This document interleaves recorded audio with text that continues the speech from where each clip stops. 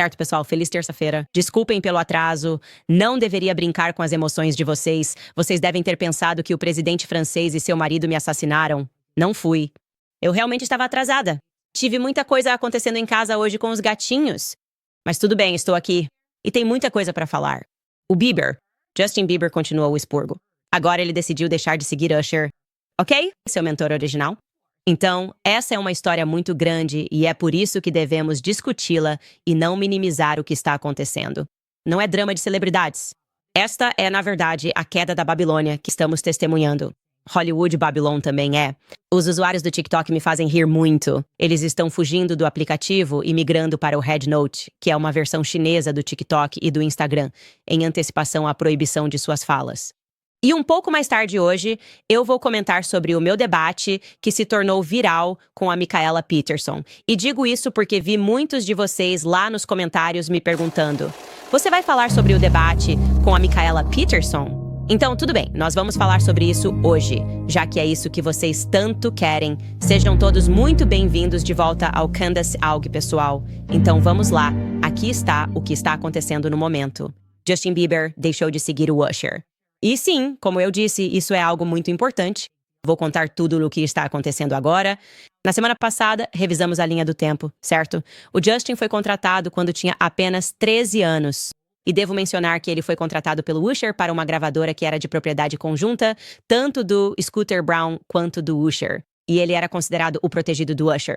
O Justin já descreveu o Usher como seu mentor, e é por isso que naquele adorável videoclipe de estreia que mostrei pra vocês na semana passada, chamado One Time, eles criaram uma história em que o jovem Justin Bieber está jogando videogame com os amigos e o Usher liga pra ele dizendo que vai se atrasar. Sabe, o irmão mais velho dele o chama de Usher. E então Justin Bieber faz o que os adolescentes fazem e dá uma festa enquanto o Usher está fora. Então dê uma olhada no começo do videoclipe agora. Ó, 3. Isso não foi sorte. Isso foi demais, pessoal. Eu estou te matando. E aí, Usher? Já bem, e aí, cara? Estou apenas jogando videogame com o Ryan.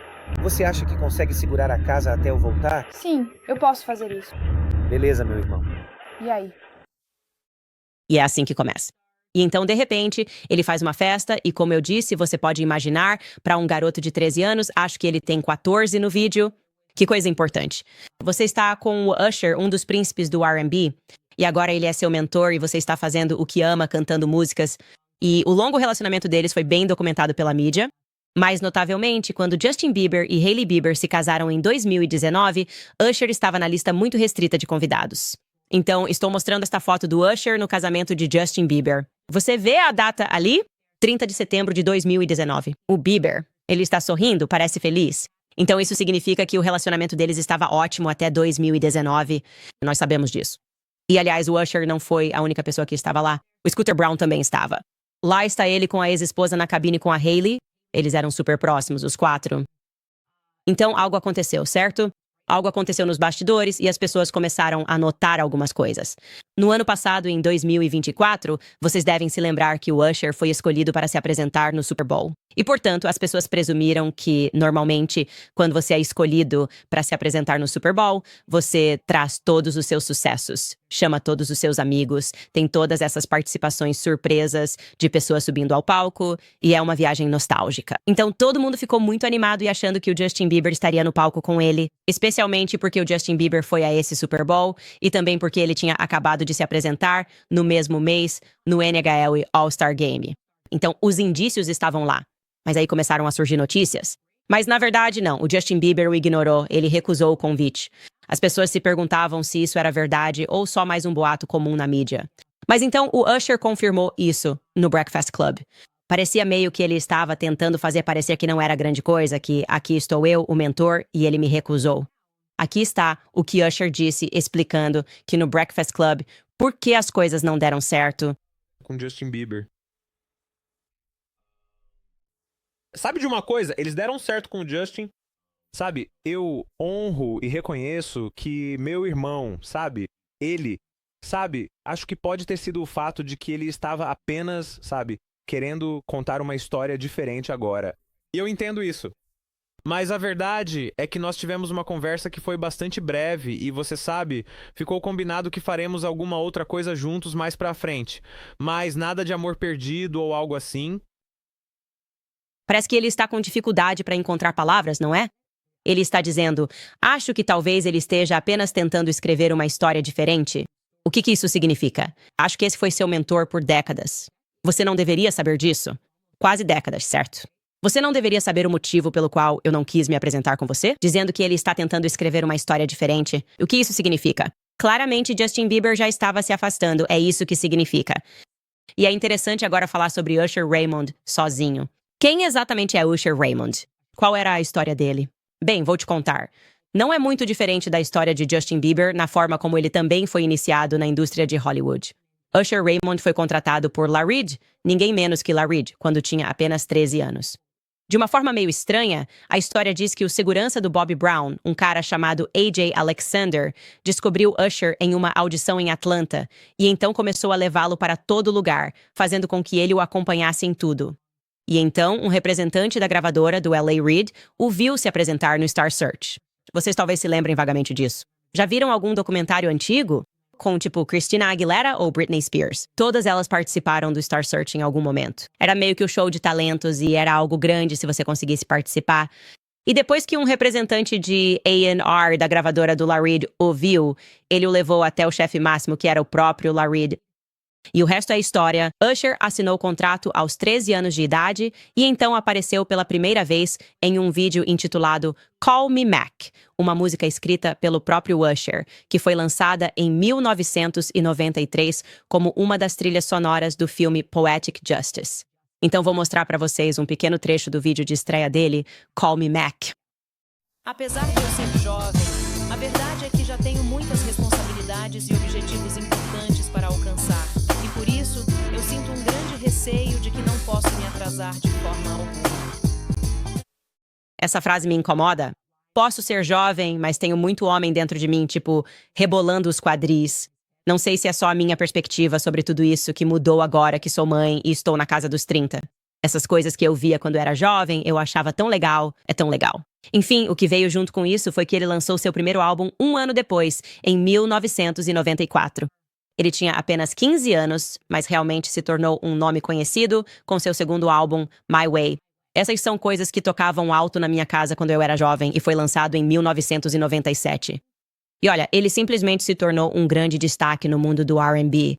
Não há dúvida sobre isso. E agora somos apresentados a essa situação do Justin Bieber deixando de segui-lo. Provavelmente podemos supor que houve algum atrito que surgiu em 2024, o que fez com que ele não quisesse se apresentar com ele em 2000 no Super Bowl. E temos que nos perguntar sobre o que foi esse atrito. E claro, muitas pessoas, acredito eu, estão supondo corretamente que isso tem algo a ver. Um dos elementos tem a ver com o processo contra o Diddy. Muitas revelações foram feitas no processo contra o Diddy. Então vou começar dizendo supostamente, ok? Obviamente, ele ainda não foi condenado por tudo, mas eu sabia que ele seria preso, porque depois de ler esse processo, havia muitas fotos, descrições demais. Ele tinha horas de gravações em vídeo comprovando suas alegações. Estou me referindo à pessoa que inicialmente entrou com esse processo, Rodney Lil Rod, um produtor que entrou em grande detalhe, com um esforço exaustivo, para basicamente descrever quase que uma rede homossexual em que pessoas eram drogadas em várias festas pela cidade. Mas ele descreve como, essencialmente, sendo um jovem produtor, tentaram iniciá-lo na homossexualidade. E vou ler isso diretamente do processo. Diz o seguinte, abre aspas, o Sr. Combs, que é o Diddy, usou o acesso ao Stevie J e o conhecimento de que o produtor, Sr. Jones, admirava Stevie J para preparar e atrair o Sr. Jones a se envolver em homossexualidade. O Sr. Combs chegou ao ponto de compartilhar um vídeo de Stevie J. Agora estou redigindo isso para mantermos a segurança no YouTube. É um vídeo explícito. Isso foi feito para deixar o Sr. Jones mais à vontade. Mais uma vez, esse é o produtor. Ansiedade em relação a atos homossexuais. De acordo com o Sr. Combs, esta é uma prática normal na indústria musical. Olha, até Stevie J está fazendo isso. Ele disse enquanto lhe mostrava o vídeo. O Sr. Combs informou ao Sr. Jones que ele teve relações sexuais com o rapper, cantor de R&B redigido, e Stevie J. Então é isso que o Diddy está dizendo. Esses são os outros artistas com quem eu dormi. É totalmente normal você fazer isso. Está tudo bem. Relaxa. Vai ficar tudo bem. Assista a essas imagens que eu tenho de todo mundo fazendo. Isso é simplesmente o que fazemos na indústria. Mas então há uma nota de rodapé no processo, certo? Porque os nomes estão redigidos. E na nota de rodapé diz que, em relação ao cantor de R&B com quem Diddy supostamente dormiu, ele se apresentou no Super Bowl e teve uma residência de sucesso em Vegas. Então isso deixou as pessoas sabendo disso de forma muito clara. O nome que foi redigido só podia ser o Usher, porque foi o Usher que recentemente se apresentou no Super Bowl. E foi o Usher, na época desse processo, que tinha acabado de ter uma residência de muito sucesso em Vegas. E também sabíamos que Usher e Diddy tinham uma relação longa. Agora, por que isso é importante? É importante porque sabemos que Usher, quando era muito jovem, foi entregue. Foi mesmo? Ele foi literalmente entregue ao Diddy para morar com ele por um curto período de tempo. Não acredite só na minha palavra. Você pode ouvir o próprio Usher, em suas próprias palavras, falando sobre esse período da vida dele com ninguém menos que Howard Stern. Ouça só. Eu me mudei para a cidade de Nova York e acabei morando com o Sean Puff Combs por um período de 1 ano inteiro. Isso é que é loucura. Essa foi ideia do Larid, certo? Estamos enviando você para algo chamado Puffy Flavor Camp. Pronto. Para aprender algo ou acampar. Era assim que era chamado. E você vai para Puff Daddy's. Ele vai Nos anos 90. Você entende como é isso? O lugar do Puff estava cheio de garotas e o Warren não parava, certo? Não, na verdade não. Quer dizer, mas ei, foi curioso. Tive a chance de ver algumas coisas. Aos 13 anos, o que dizia? Fui lá para ver o estilo de vida, certo? E eu vi, mas não sei se eu consegui aproveitar e entender o que eu estava realmente vendo. Foi bem louco. Foi. Então ninguém tentou, sabe? Nenhuma mulher apareceu. Eu não disse isso. Ok. O que eu disse é que coisas muito curiosas estavam acontecendo e eu não necessariamente entendi. Big Smalls estava lá. Big Smalls estava lá. Lil Kim, Craig Mack. Todas essas pessoas estão por aí. É, cara. Faith Evans, Mary J. Blige, eles não sabem nada sobre essa merda. Ah, eu estava me divertindo. Você sabe o que eu quero dizer? Ele te manda fazer alguma tarefa? Você está lavando louça? Quer dizer, para te manter um pouco humilde, você simplesmente diz, você consegue ficar acordado até as 4 da manhã com eles e festejar? Quero dizer, eu poderia. Na verdade, fiquei acordado mais tempo que eles. E você tem dinheiro? O que está acontecendo? Quer dizer, eu tinha, uma esposa viva. Sim, é bem louco. 14 anos de idade. Agora você é pai. Você mandaria seu filho para o Puff Camp? De jeito nenhum. Ver? A resposta no final, você é pai agora. Você o mandaria pra Puffy? Não, claro que eu não faria isso. As coisas que você testemunhou, você ficando acordado até as 4 da manhã nessas festas do Diddy e eles rindo. Eu adoro isso. Fica ainda mais especial porque é o Howard Stern que está contribuindo para essa conversa. E, obviamente, o Howard Stern é completamente obcecado pelo Trump, sobre o quão horrível ele é. Trump é isso e aquilo. E ele está rindo das festas do Diddy e descobrindo que tem um garoto de 13 anos lá presenciando o que ele descreve como orgias. Tipo, Howard, vira. Havia orgias. Você estava lá? Você viu isso. E eles estão rindo disso, certo? Usher certamente sabia o que acontecia nas festas do Diddy. É exatamente isso que eu quero dizer, ok? Todo Hollywood sabia o que acontecia nas festas do Diddy. Poderíamos mostrar a vocês clipe após clipe deles, todos zombando e rindo de tudo o que aconteceu na casa do Diddy. Então, quando Usher assinou e se tornou, entre aspas, mentor de Justin Bieber, por que ele não o orientou a não ir à casa de Diddy? Não seria algo legal para seu mentor e seu amigo fazerem? Porque está começando a parecer que tudo o que Kanye West nos disse sobre Hollywood pode ser verdade. Que você tem essas pessoas jovens e talentosas que estão essencialmente sendo adotadas e iniciadas quando são vulneráveis em um culto muito obscuro e demoníaco? Ok? Porque está começando a parecer que, quando eles envelhecem e fazem parte disso, eles encontram alguém jovem e o iniciam nisso, descobrem o talento e o iniciam nesse tipo de ocultismo. Agora, admito, como amigo do Yai, que eu achava que ele era completamente paranoico e louco. Quando ele continuou me dizendo que todos ao redor dele eram operários, ele disse que costumava dizer, essa pessoa é operária, essa pessoa é uma op, essa pessoa é uma op. Como se ele estivesse acusando todos eles de serem federais. Até chegou um momento em que ele me questionou quando eu estava fazendo perguntas a ele e tudo estava vindo à tona. Ele pergunta, você é um agente? Eu fico tipo, do que você está falando? Não conheço ninguém em Hollywood. Obviamente estou em operação. E pensei que fossem apenas delírios paranoicos. Agora tenho uma perspectiva muito diferente sobre isso. Eu entendo o que o Kanye passou para sair, certo? Para basicamente vender tudo, entregar tudo, dar seus designs e seu casamento. Porque quando você sai de uma seita, claro que não é fácil. Eles tentam te destruir. Eles tentam te psicanalizar, como Freud. Eles tentam te manipular, tentam te chamar de louco, demonstrar preocupação, fingir ser amigos, até mesmo pressionar sua família. Ah, cara, você só precisa de um descanso. Você só está ficando louco. Ei, sabe de uma coisa? Eu sou seu amigo. Sempre fui seu amigo. Nós não queremos que isso aconteça com você. E então, quando você diz, não, eu terminei com isso, aí vem todas as manchetes.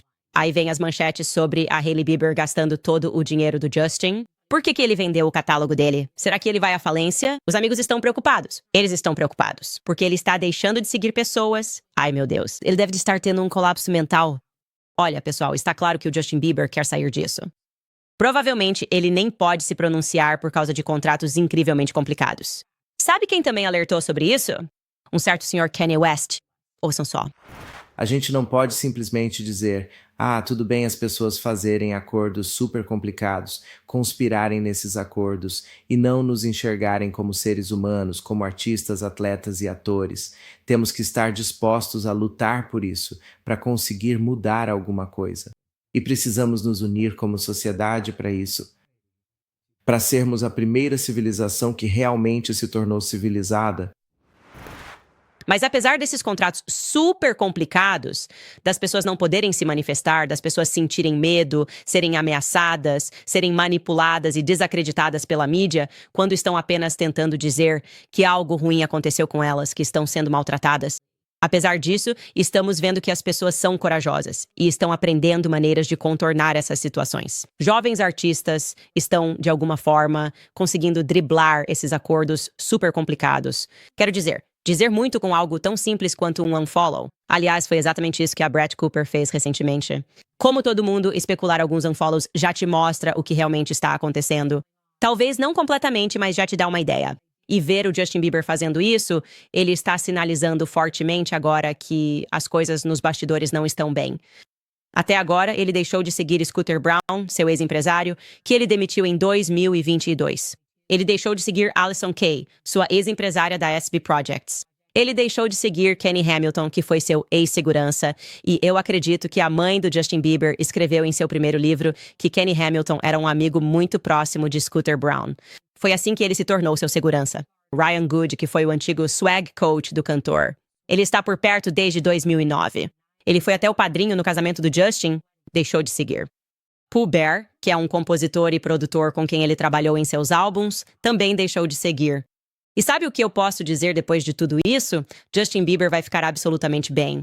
Ele vai ficar muito bem. Estou dizendo a vocês, orem por ele. Ele está, obviamente, muito forte agora para estar passando por isso. Não ter a voz, apesar de ter dado a voz como talento por tanto tempo. Desde que ele era criança, no final ele tinha 13 anos. Mas ele vai ficar bem, porque antes de tudo, ele tem fé, ok? Agora ele também tem um filho, o que acredito que esteja motivando isso.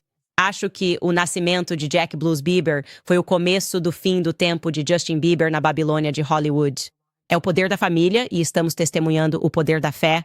E a isso eu digo, Justin Bieber, continue. O mundo está com você. Mal podemos esperar até que você encontre sua voz novamente. Cristo é rei. Certo, pessoal, agora vou passar para a Preborn. Janeiro é o mês da santidade da vida, homenageando os mais de 66 milhões de bebês mortos pelo aborto. Desde a revogação de Roe, o risco aumentou com a pílula do aborto, que representa mais de 60% dos abortos e está disponível a qualquer hora, mas, em meio a essa escuridão, há uma luz. A Preborn já resgatou mais de 300 mil bebês do aborto. Em média, eles resgatam mais de 200 bebês por dia. Porque quando uma mulher está considerando o aborto, mas ouve o batimento cardíaco do bebê e vê o bebê no ultrassom, as chances desse bebê sobreviver dobram. A Preborn precisa da nossa ajuda. Por apenas $28, que é o preço de um jantar, de verdade, você pode patrocinar um ultrassom para apresentar uma mãe ao seu bebê pela primeira vez. E 100% da sua doação será destinada a salvar o bebê. Então, para doar, basta discar 250 libras e dizer a palavra-chave bebê novamente. São 2 libras e 50 pence, querida. Ou doe com segurança para candacepreborn.com. Essa é a Candace do preborn.com. Tudo bem? Eu sou da geração Z, Stan. Acho que tenho que dizer isso. Eu amo a geração Z agora. Eles são simplesmente mal-humorados. Eles estão muito combativos agora. E ver a forma como eles estão reagindo às pessoas que tentam censurar sua fala. Isso é incrível, isso é maravilhoso. E você vai ter que deixar de lado seus sentimentos sobre a China. Obviamente concordo que a China é uma ameaça, mas também meio que acho que a América e nosso Deep State na CIA são uma ameaça ainda maior. A ameaça interna parece um pouco maior, a ameaça doméstica do que a ameaça estrangeira neste momento. Sobre o que estou falando? Existe sim. Deixe-me mostrar para você esta manchete da NBC. A alternativa chinesa ao TikTok, Red Note, lidera os rankings de aplicativos antes de possível banimento do TikTok. Só para deixar claro, o aplicativo mais baixado no momento na App Store é o Redot Red Note. É em mandarim? Eles nem conseguem ler e estão todos baixando. Então vou contar o contexto do banimento do TikTok. Inicialmente, quando Trump assumiu o cargo, ele basicamente foi muito duro com a China. E em 2020, ele disse: precisamos fazer algo em relação à China. Eles estão roubando todos os nossos dados. Ele estava fazendo America First. Também seríamos duros em relação às tarifas, etc, etc. E em agosto de 2020, ele tentou banir o TikTok por meio de uma ordem executiva. Não funcionou. Houve muita resistência, pessoas dizendo que seria uma violação da liberdade de expressão, que isso não poderia acontecer, blá, blá, blá. Então, claro, aconteceu o 7 de outubro e o TikTok ficou incrivelmente pró-Palestina, certo? A tal ponto que começaram a censurar a palavra Palestina. E a ADL, a Liga Antidifamação, que na verdade é só a Liga Antiliberdade de Expressão, e a Liga da Calúnia e Difamação, decidiu que agora precisava intervir. Esqueça essa ideia de que seu presidente tem poder. Nós, a ADL, nosso lobby, o AC, vamos resolver isso agora porque não gostamos que a geração Z seja anti-Israel. Eles não têm permissão para ter esses pensamentos. Então, incrivelmente, né, se você não se lembra disso, Jonathan Greenblatt, que é o chefe da ADL, foi flagrado em um áudio discutindo como a geração Z era problemática e que eles precisavam fazer algo imediatamente. Isso foi em março do ano passado. E ouça o que ele diz. Mas eu também quero ressaltar que temos um grande problema geracional. Todas as pesquisas que eu vi, pesquisas da ADL, pesquisas da ICC, pesquisas independentes, sugerem que isso não é uma divisão entre esquerda e direita, pessoal. A questão nos Estados Unidos sobre o apoio a Israel não é entre esquerda e direita. É entre jovens e idosos. E o número de jovens que acham que o massacre do Hamas, você sabe, foi justificado é assustadoramente e terrivelmente alto. Então, realmente temos um problema com o TikTok, um problema com a geração Z, que a nossa comunidade precisa direcionar os mesmos cérebros que nos deram o Tag Lite, os mesmos cérebros que nos trouxeram todas essas outras inovações incríveis. Precisamos colocar nossa energia nisso rapidamente porque, de novo, estamos perseguindo essa divisão entre esquerda e direita. Esse é o jogo errado. E ele não está mentindo. Isso ficou muito claro. Acho que algo em torno de 90% das postagens eram pró-Palestina. E isso porque eles puderam ver vídeos pela primeira vez. Esta é a primeira geração que realmente pode ver vídeos, não apenas ler sobre isso no New York Times ou no Guardian. Eles realmente conseguem ver o que está acontecendo em Gaza e decidiram firmemente que não vão apoiar isso. Então a ADL se envolveu, Israel contou sua vitória e disse que conseguiu controlar a situação. Eu mostrei isso para vocês em um episódio anterior. Agora conseguimos controlar o TikTok e o Instagram. E então os jovens ficaram espertos e começaram a usar melancias no lugar, porque não podiam dizer Palestina ou conseguir visualizações e as coisas estavam sendo banidas. Eles começaram a usar símbolos de melancia. Muito rapidamente, o Congresso aprovou uma lei. O TikTok deve ser imediatamente banido ou vendido, e essa data está se aproximando. E então, os TikTokers estão dizendo: nós não concordamos com isso. Vocês não vão censurar a nossa fala. Nós não concordamos que vocês vendam para alguém que vai censurar a nossa fala. Então, o que eles começaram a fazer é baixar o Red Notes, que basicamente é o TikTok da China. E é realmente engraçado ver o que eles estão dizendo aqui, porque há algo, e falando sobre essa divisão geracional, ele está certo. Os mais jovens não ligam muito quando você diz que os dados deles estão sendo roubados, porque basicamente eles já assumem que seus dados estão sendo roubados de um jeito ou de outro, seja pela CIA ou por outra pessoa. Eles não confiam no nosso governo porque o nosso governo também já fez coisas muito ruins, e além disso eles nem conseguem pagar as compras do mercado. Então sim, se a China está roubando ou não os dados deles, isso não é uma prioridade na vida deles. Então, vou mostrar a vocês apenas alguns desses TikToks, deles basicamente zombando, se inscrevendo neste aplicativo e rindo do governo, achando que isso vai detê-los. Essa é uma pessoa que diz TikTok eu chegando na China. Olá, Har, e o Hibachi, e o Beni-Ha, e o Teriyaki. E Nagasaki, e Okanal, e Hokkaido, e Yokohama, e o Karatê, e o Judô, e o Sumo, e o Samurai, e a Nissan, e a Honda, e a Mitsubishi, e também a Subaru. Ok, podemos sair dessa. Então esse é apenas um cara como eu chegando na China em 19 de janeiro, quando isso será proibido. Aqui está outro TikToker que está zombando do fato de ser asiático. Basicamente dizendo que é uma honra para nós espionar você. Ouça com atenção. Olá pessoal, aqui é o espião chinês falando. Quero postar esse vídeo antes que seja tarde demais. Acho que não nos veremos novamente no futuro. É por isso que tenho algo a dizer. É uma grande honra espionar você nos últimos anos. Desejo que todos vocês tenham uma ótima vida no futuro. Agora é algo pessoal. Laura, que nos ouve da Califórnia, é importante lembrar que você não deveria beber tanta Coca-Cola, pois isso realmente faz mal para a sua saúde. E agora, para o Peter, que está em Nova York, saiba que a sua mamãe te ama muito. Você não deveria tratá-la desse jeito, ok?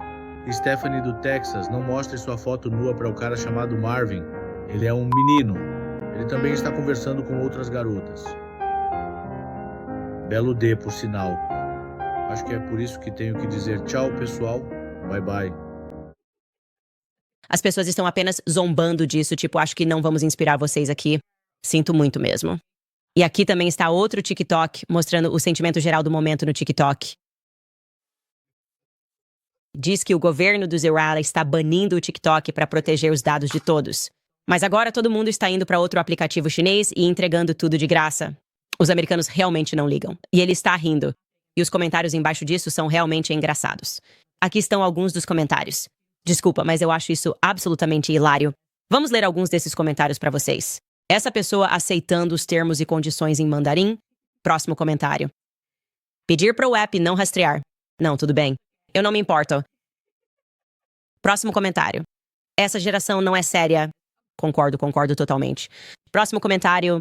Estamos pobres demais para nos importar com isso agora, o que é compreensível. É isso que estou dizendo. É como se você estivesse aqui tentando explicar para eles que, de novo, isso se resume a serem anti-Israel. Não acredite em nada que a Teia tente te convencer, se não teriam feito isso quando Trump era presidente. Mas eles não conseguem pagar nem as compras do mercado. Você não vai fazer a geração Z achar que deveria se importar com a China espionando eles? Esse é o ponto que essa pessoa está levantando. Aqui está a próxima pessoa. Isso é tão bom. Meus dados, minha escolha. Isso é simplesmente genial. Absolutamente hilário. Essa pessoa escreveu, a psicologia reversa que o governo do Zero não viu chegando. Isso com certeza vai ser um problema para eles. Esse comentário foi como adolescentes que foram castigados, mas escaparam pela janela para ir à festa, mesmo assim. Vamos lá. A geração Z é engraçada e isso é verdade. Eles vão ficar jogando whack-a-mole por muito tempo, porque isso aqui é a América, certo? Nós não gostamos de censura de discurso, ok? Você não vai justificar isso ou tentar fingir que é outra coisa? Nós ouvimos. Jonathan Greenblatt, AM, as fitas. Vimos o quão rápido isso foi aprovado. E eu entendo, vocês estão tentando disfarçar, como se, quando o Trump disse isso, a gente não reconheceu como um problema, mas agora reconhecemos como um problema. As pessoas não são burras, ok? Elas querem curtir TikToks de pessoas falando sobre vários assuntos, pessoas jardinando, qualquer coisa que ajude a aliviar a mente do fato de que tudo parece estar desmoronando ao redor delas. Então, estou com vocês, geração Z. Eu gosto disso. Eu vou tentar. Eu vou entrar lá. Eu vou entrar em qualquer coisa. Certo, pessoal, vamos seguir em frente. Muitas pessoas têm impostos atrasados ou declarações não entregues. E prepare-se, com o fim do auxílio da Covid, o IRS contratou 20 mil novos agentes e planeja milhões de notificações de cobrança para 2025. Não enfrente o IRS sozinho. A Tax Network USA, principal empresa de alívio fiscal do país, já negociou mais de 1 bilhão em alívio de impostos para clientes e está aqui para ajudar. Seus serviços incluem perdão de multas, programas de dificuldade financeira com adiamento de pagamento e acordos de pagamento à vista. Devendo 10 mil ou 10 milhões, seus especialistas estão prontos para ajudar. Mesmo com impostos atrasados por falta de registros, a Tax Network USA te orienta em todo o processo. Lidar com o IRS sem ajuda profissional é extremamente arriscado. Portanto, proteja sua segurança financeira com a orientação da Tax Network USA. Agende uma consulta gratuita. Você pode ligar para um 800-958-1000 ou visitar tenusa.com Candace. Não deixe que as táticas agressivas do IRS controlem sua vida. Empodere-se com a Tax Network USA. Acesse tenusa.com, candidace hoje mesmo. Muitos no chat pediram para eu falar sobre meu debate viral com a Micaela Peterson. Eu nem ia abordar o assunto e não percebi que teve tantas visualizações. Desculpa. E foi em parte porque, sei lá, eu tinha Emmanuel Macron e Brigitte respirando no meu pescoço. Então eu tinha coisas mais importantes para resolver. Mas só para avisar vocês, se ainda não viram no canal do Piers Morgan no YouTube, vocês podem ir lá e assistir. As avaliações são muito favoráveis. Então agradeço a todos vocês que assistiram. E para dar o contexto de por que estávamos debatendo, de novo, isso foi no dia 10 de janeiro. Foi basicamente uma continuação de uma pequena discussão que tivemos no Twitter. Não foi exatamente uma discussão, mas as garotas ficaram um pouco ácidas uma com a outra. E era sobre os vistos H1B1. A Micaela tweetou algo com o qual eu não fiquei feliz. Ela tinha tweetado isso sobre os vistos, dizendo que precisávamos impor um limite e acabar completamente com esse programa porque ele foi corrompido. Ela escreveu, por que a direita woke finge que é contra a imigração ilegal? Quando, na verdade, era contra a imigração em geral. Pelo menos sejam honestos sobre isso. Se há assimilação à cultura e imigração legal, qual é o problema além da cor da pele? E ela continuou dizendo que a questão era que as pessoas não queriam pessoas de pele morena. Ela realmente escreveu pessoas de pele morena no país? Eu me incomodei com isso porque simplesmente acho ofensivo. Achei ofensivo que alguém que nem sequer é cidadão do Zewaia, que está aqui com visto, acuse os americanos de serem racistas, em vez de ouvir os americanos sobre por que esse programa e como esse programa impactou suas vidas. Então, tivemos um debate e vou mostrar o que Micaela disse sobre o assunto no Piers Morgan. Ouça só! Então, não sei, Candace, se você está vendo o que eu estou vendo no X, mas quando vi o debate sobre o H1B circulando, o que mais vi foi racismo contra indianos, especificamente. E não estou dizendo que não exista um problema com a questão do visto nos Estados Unidos em geral. Trazer os melhores talentos para cá é muito difícil. Por exemplo, eu tive muita dificuldade para entrar, sendo que sou casada com um americano, e foi um processo longo e irritante, e eles não têm uma forma adequada de avaliar as pessoas. Então, há muitas falhas para discutirmos. Mas eu acho que, bem antes da posse, ver conservadores discutindo entre si sobre a questão do visto H1B, enquanto temos uma fronteira aberta, é uma bobagem. Especialmente quando isso acaba trazendo à tona o que eu chamei de direita woke no X.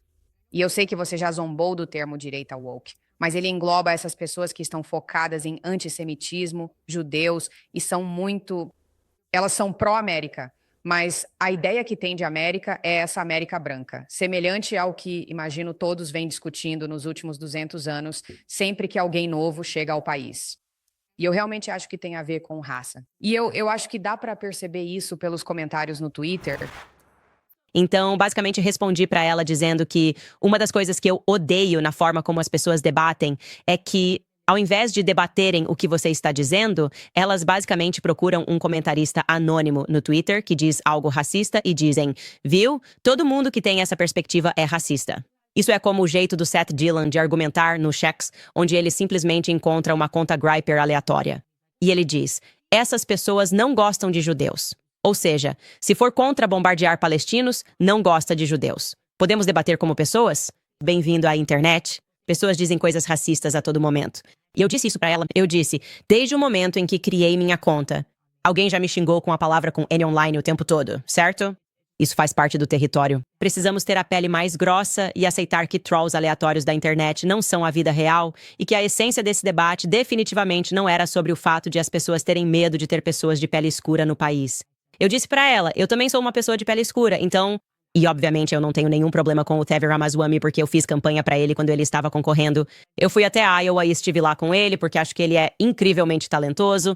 Só acho que ele e o Elon estão errados sobre os vistos H1B1. E então tivemos esse diálogo e foi um diálogo respeitoso. E então a conversa mudou completamente porque ela mencionou o pai dela.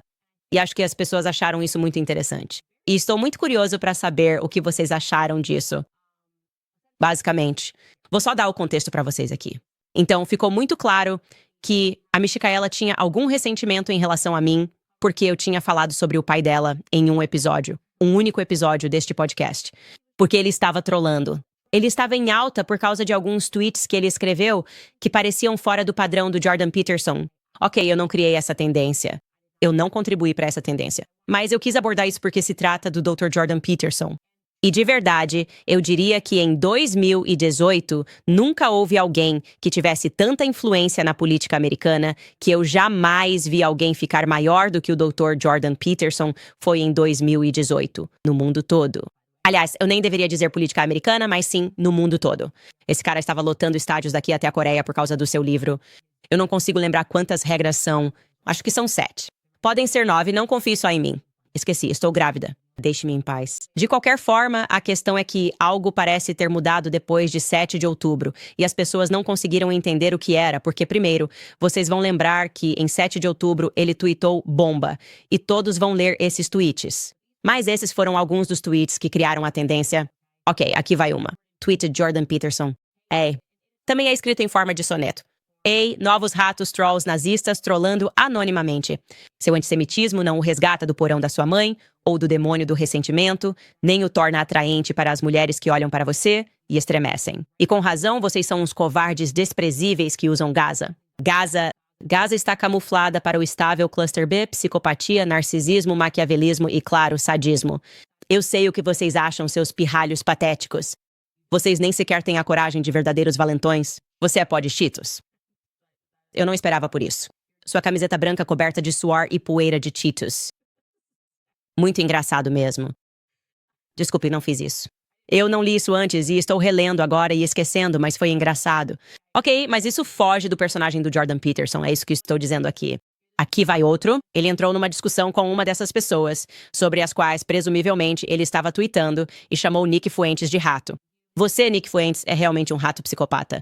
Ok, você pode dizer, aliás, isso é uma opinião. Isso não me incomoda no X. Tem tanta coisa, como eu disse, pior no X que as pessoas me dizem o tempo todo, não é grande coisa. Mas ele disse isso. Foi só fora do personagem. Ou um doutor que prega calma em ambientes caóticos. E aqui vai outro tweet, aliás, tirando do debate sobre Gaza. Isso estava acontecendo com bastante frequência. Acho que isso foi para um repórter. Aqui está. Diga para eles irem se ferrar. Diga para eles irem se ferrar. Diga para eles irem se ferrar. Diga para eles irem se ferrar. Repita até o parágrafo ficar grande ou perca e perca a ciência junto. Aqui está outro dos tweets. F da ser sério. Nunca, nunca mais, seus malditos patéticos alarmistas fascistas da indústria farmacêutica. SEALs, quanto antes sumir da CNN, melhor. Isso foi apenas tweetado para a CNN. Não discordo do sentimento, não gosto da CNN. Mas não tweetaria para eles assim e não faria isso quando sua marca é ser calmo. Então, uma tendência foi estabelecida. Eu fiz um vídeo falando sobre isso e sobre muitas pessoas que o seguiam, e essa é apenas a realidade. Muitas pessoas que o seguiam e prestavam atenção em cada palavra dele, meio que se afastaram disso. E ele definitivamente, de forma clara e objetiva, não é tão grande hoje quanto era em 2018. Tudo bem. O tempo muda, as pessoas mudam, as estações mudam, os conflitos mudam, mas dá para entender que Micaela se sentiu pessoalmente ofendida porque, como parte desse vídeo, eu falei sobre como as pessoas começaram a questionar sobre ele. A confiança, acho que se quiser chamar de confiança pública, foi meio que abalada quando soubemos que ele tinha sofrido com dependência. Eu disse isso no meu programa anterior, e quando ele voltou, não parecia que ele tinha realmente assumido isso. E ela ficou muito ofendida com isso, como você pode imaginar, porque ela é filha dele. Então, é bobo esperar que ela seja objetiva sobre o assunto. Quando é a filha dela, quando é a filha dele. Eu também não seria objetiva se alguém estivesse falando sobre meu pai, meu marido, meu filho, seja quem for. Então eu concedo isso a ela. E então ela disse isso no Piers Morgan. Ouça só. Você sabe que 1/5 dos americanos toma medicamentos psiquiátricos, certo? Você está ciente dessas estatísticas? Sim. Essas pessoas todas são viciadas? Tipo, essa é a sua visão sobre pessoas que tomam medicamentos psiquiátricos? De modo geral? Não. Seu pai falou publicamente sobre o vício dele em benzos. Então eu não entendo por que... Você está perguntando sobre dependência. Dependência de benzos. Talvez você não saiba nada sobre isso. Se você toma um medicamento psiquiátrico a longo prazo, você desenvolve uma dependência dele e é muito difícil parar. Eles estão começando a ensinar isso na faculdade de medicina. É um desastre porque tantos americanos tomam medicamentos psiquiátricos. Então, sim, ele sofreu com a abstinência de medicamentos psiquiátricos porque eles fazem você desenvolver uma dependência, especialmente a longo prazo. Agora, chamar isso de vício como se ele estivesse usando heroína ou algo assim é manipulativo. Então, quando falamos sobre isso e fomos muito honestos sobre o que estava acontecendo, parte disso foi para conscientizar que 1/5 dos americanos toma medicamentos que causam dependência e não sabem disso. É horrível. Pessoas morrem por causa disso. Então, o que eu realmente acho é que rir de uma situação como essa é mais ou menos como se fosse, sabe, não é legal. Com certeza eu não acho que ri disso. Eu acho que dependência de benzo é praticamente um eufemismo para vício. E se você sabe algo sobre o meu trabalho, isso e eu sendo crunchy é um problema. E falando sobre por que eu acho que remédios são ruins, porque eles realmente criam dependências que acabam levando as pessoas para as ruas em busca de algo mais forte. Quero dizer, o vício em benzo se torna um vício em heroína porque o médico não vai mais te dar a receita. Então você recorre às ruas em busca de algo mais forte porque seu corpo está dependente disso. Sinto muito que, mais uma vez, você esteja ofendido com essa conversa simplesmente porque se trata do seu pai. Eu não acho que fui ofensivo na minha linguagem. E se você acha manipulador eu pensar que isso impactou a forma como os homens o viam quando estavam dizendo isso publicamente no Twitter. Nós mostramos os tweets que as pessoas estavam escrevendo naquele dia sobre como costumavam idolatrá-lo. Elas são tão gratas pelo livro dele, mas esse não é a pessoa que elas conheciam. De novo, sinto muito que você esteja ofendido com isso, mas é apenas a realidade do que aconteceu. E eu percebo que esse é um assunto sensível para você, mas é o que é. Michael, eu não sei o que dizer. Eu não acho que ninguém tenha rido disso. Acho que é uma boa conversa a se ter. E ninguém é mais anti-Big Pharma do que eu. Quero dizer, eu tenho uma série inteira contra a Big Pharma, então...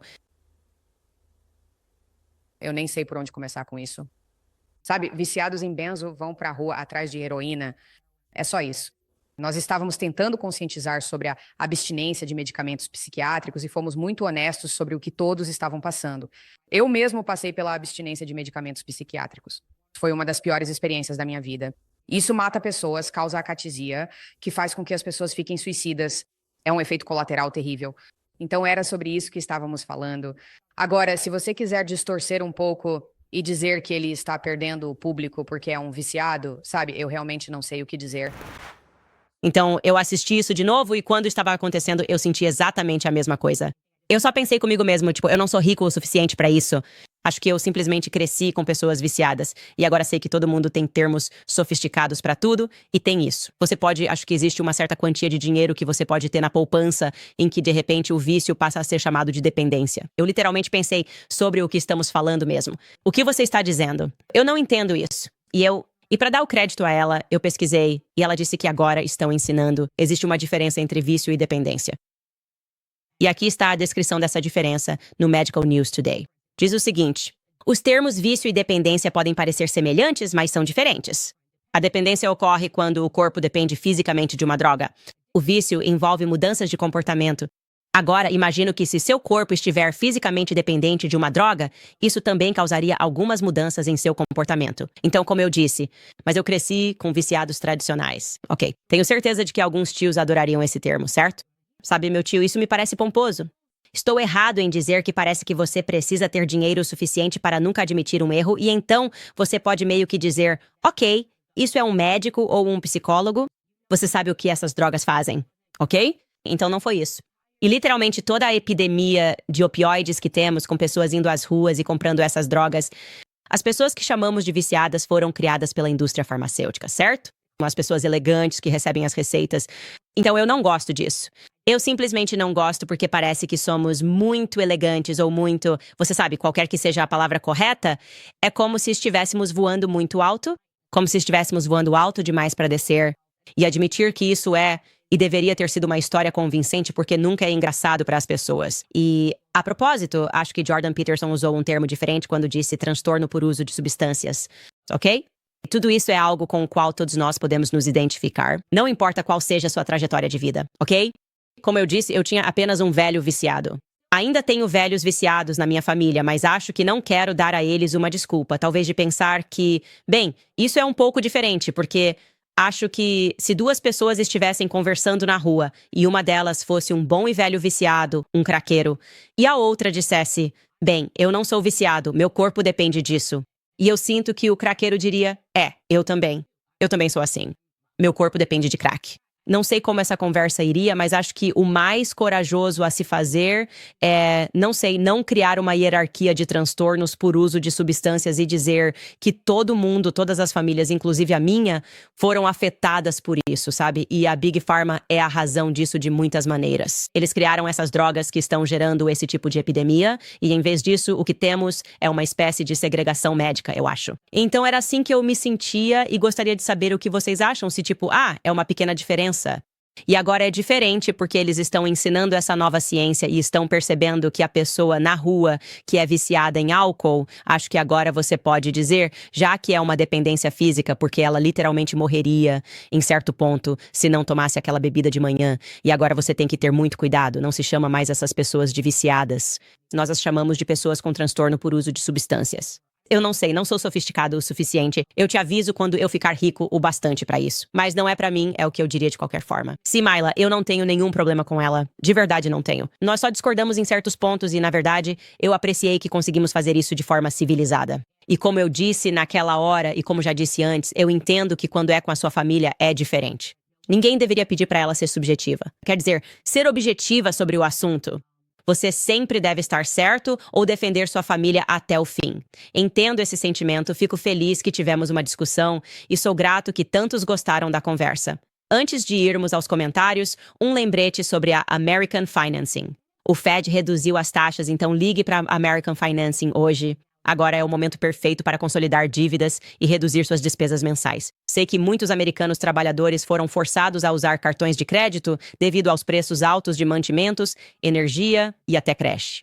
A maioria das pessoas está entrando no Red Note. A dívida pode sair do controle com as taxas de cartão de crédito altas. Aproveite a queda nas taxas de hipoteca para quitar sua dívida. Com a American Financing, você pode economizar, em média, mais de $800 por mês e finalizar o processo em até 10 dias. E se você começar hoje, pode adiar 2 pagamentos da hipoteca. Não há taxas iniciais para descobrir quanto você pode economizar. Então ligue para a American Financing hoje mesmo no 800795111210. É 8007951210 ou você pode visitar americanfinancing.net Owens. Isso mesmo, americanfinancing.net Owens. Vamos ver o que vocês estão dizendo sobre o Bieber e tudo o que está acontecendo hoje. TikTok, você vai entrar no Red Note? Talvez eu já tenha entrado no Red Notice. Não estou mais tão preocupado com dados. Eu não sei. Acho que a maior ameaça é a CIA. Ok, Jasmine escreveu. Eu faço parte do problema da geração Z. Isso foi um tiro. Jonathan Grable, Greenblatt, America First. É isso aí, estou com vocês. Este millennial está com vocês. Estou cansado de as pessoas nos verem como um problema só porque temos nossas ideias. Chicago Conservative escreve, Candace, concordo que Israel tem poder demais no Zewal. Mas não consigo justificar apoiar a Palestina ao lado de estudantes malucos e professores marxistas. Eu preciso de mais informações e, aliás, você deveria ter direito a essas informações. Esse é o ponto. A confusão de fingir que toda pessoa que tem um problema com 18 mil crianças sendo bombardeadas e o que estamos vendo na nossa página do X apoia o Hamas ou concorda que pessoas deveriam ter sido assassinadas, que outros inocentes deveriam ter sido mortos do outro lado da fronteira em Israel, é um absurdo. É tão desonesto. A retórica é tão desonesta. E você vê as mesmas coisas. Aliás, durante o BLM, sempre tentam encontrar a única pessoa branca na multidão do MAGA, dizendo algo racista e dizem, olha, todos do MAGA são racistas. Basta encontrar uma pessoa, apontar a câmera e dizer, é isso que essas pessoas acreditam. Mas claro que não é nem de longe o que o MAGA acredita. Olha, eles estão marchando. Os supremacistas brancos estão marchando. Esses são apoiadores do Trump. Eles estão fazendo a mesma coisa com a narrativa do Hamas, apontando as câmeras para a única pessoa que diz, sim, assassinato. Todos os judeus deveriam morrer. Claro que ninguém, a maioria dos seres humanos racionais, apoia isso. Essa é uma ideologia atroz, atroz. E aí dizem, toda pessoa que tem um problema com todos os palestinos morrendo é apoiadora do Hamas. Você simplesmente não pode fazer isso. Isso não é genuíno, não é autêntico e, na verdade, é desonesto. E eu acho que as pessoas estão percebendo isso. Sarah escreve, acho que ela só está me citando. Obrigada, Micaela. Isso foi épico. Alaska Dog Lady escreve, sou mãe de 2 filhos da geração Z. Levei eles para colher frutas silvestres e as frutas não estavam boas. Minha filha disse, aposto que o governo matou elas. Temos que comprar suas frutas envenenadas baseadas. Sim, Tão engraçado. Eu estava conversando com uma amiga e ela estava falando sobre como nós falamos sobre tangerina e laranja e elas agora têm gosto de água e todas as frutas não têm mais o mesmo gosto. Isso é basicamente um spray do tipo Farmageddon. Tudo é venenoso. Acabei de voltar da Suíça e a comida estava deliciosa. Então sim, você não é. Não é real nem imaginário e sua filha de fato é baseada. Aposto que ela baixou o Red Note. É Archie quem escreve. Neste ponto, sinto que me tornei uma pessoa que nem é mais teórica da conspiração. Sinto que sou uma citação que as coisas não estão batendo e isso está super perceptível igual. E essa pessoa escreve: eu realmente acho que o Justin Bieber é o informante de toda a situação DIY. Não poderia concordar mais com você. Acho que ele provavelmente nem tem permissão para falar. Imagino que ele não possa falar sobre nada. Espero que ele fale, espero que ele encontre sua voz. E ele já mostrou que está disposto a abrir mão de dinheiro. Vendeu todo o seu catálogo. Esse é o primeiro passo. Fez a mesma coisa. Ele disse, pode levar, leve a Adidas, leve tudo, quero sair.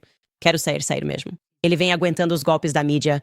E olha, ninguém faz isso como o Kanye, nem deveria, nem estou sugerindo que façam. O Kanye literalmente queimaria uma pilha de dinheiro para provar um ponto. Mas há lições em tudo isso e eu realmente acho que é coragem. Estamos vendo muita coragem. E como eu disse, estamos testemunhando a queda da Babilônia de Hollywood. E isso é uma coisa boa. Certo, pessoal? Se quiserem apoiar este programa, já sabem que vou pedir para irem ao Locals. Somos independentes e desmonetizados. Verdade demais para ser suportada. Você pode acessar candice.locals.com e contribuir com o que puder mensalmente para apoiar o programa. Agradecemos profundamente.